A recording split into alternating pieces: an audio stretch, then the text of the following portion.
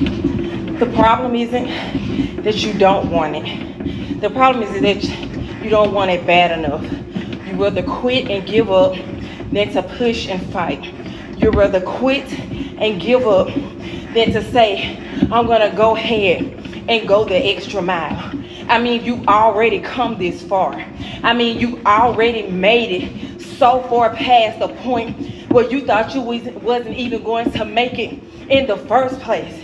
And you still have the audacity to say that I'll just choose to quit because it got hard.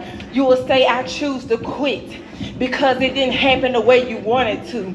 I'll choose to quit because it didn't happen the way that I thought it should. But I don't understand why you would take that attitude when I already know that it says that greater is he that is within me than he that's in the world, that I can do all things through Christ Jesus because he is the one who gives me strength, because it lets me know that he will never leave me and he will never forsake me, that he is with me always.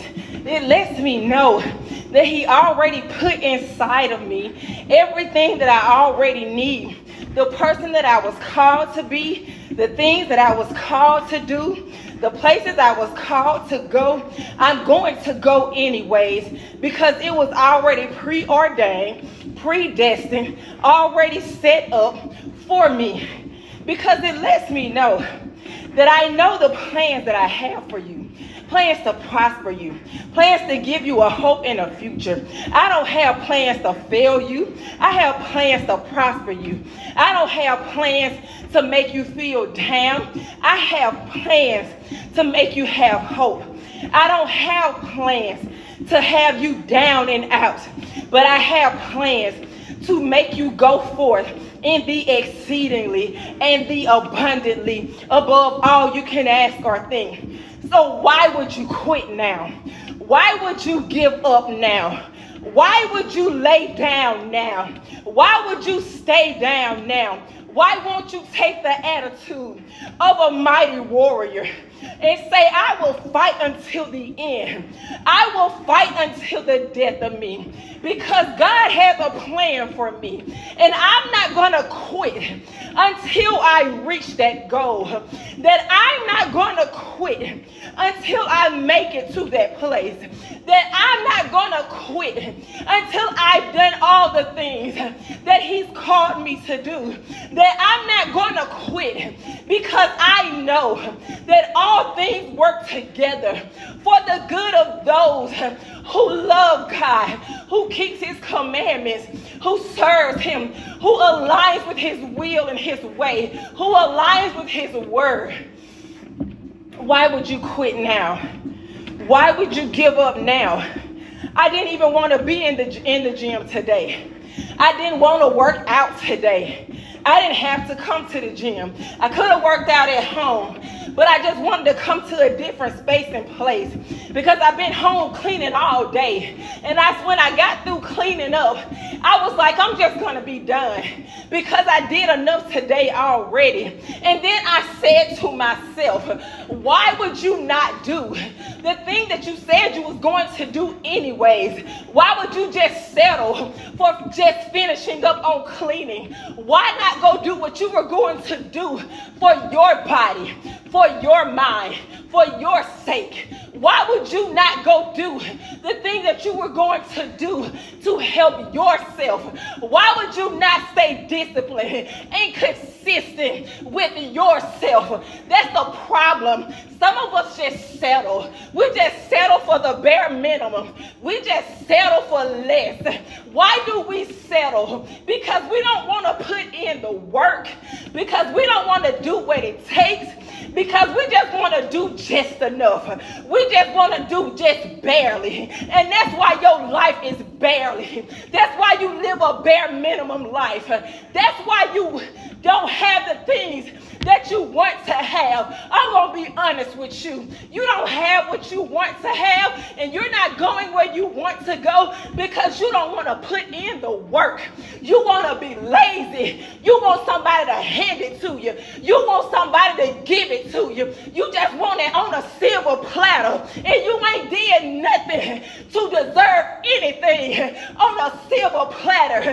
Who are you to think that it's just going to fall in your lap? You're not going to have to work for it. You're not going to have to do anything. That it's just going to be given over unto you.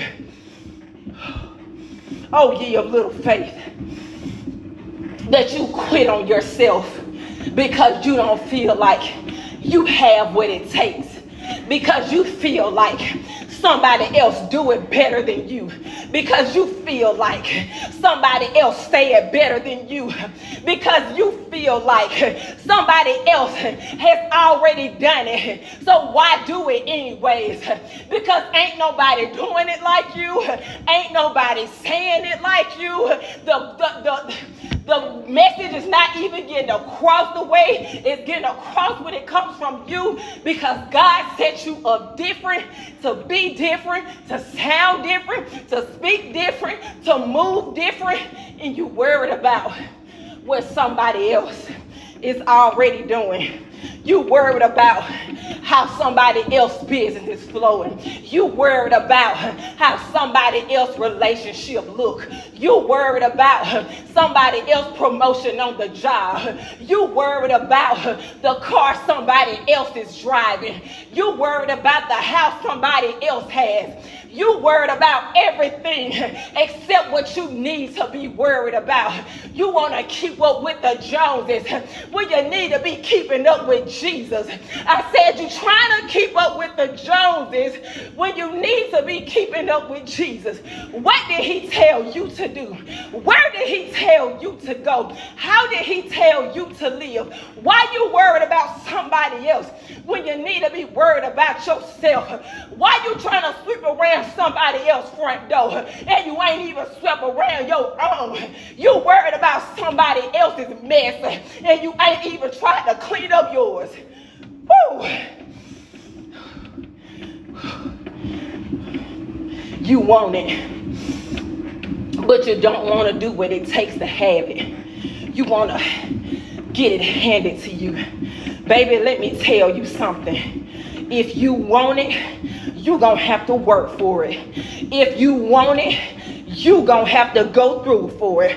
If you want it, you're going to have to go through what it takes to have it. If you want it, you may have to stay up late sometimes. You may have to wake up early sometimes. You may have to miss out on some sleep sometimes. If you really want it, you got to miss out on going on to parties, and you got to miss out on things that you want to do, and going on trips and hang around this person and that person, because you got to be accountable and responsible for what you do. And you got to be on top of what you're supposed to be doing. And you can't do that worried about what everybody else doing, trying to stay in the limelight. You got to move accordingly. And if you don't be mad when you miss the opportunity.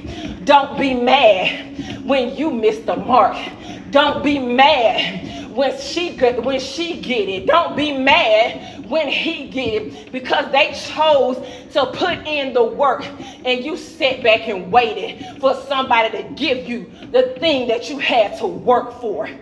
You may have to cry sometimes. You may have to be alone by yourself a lot of times.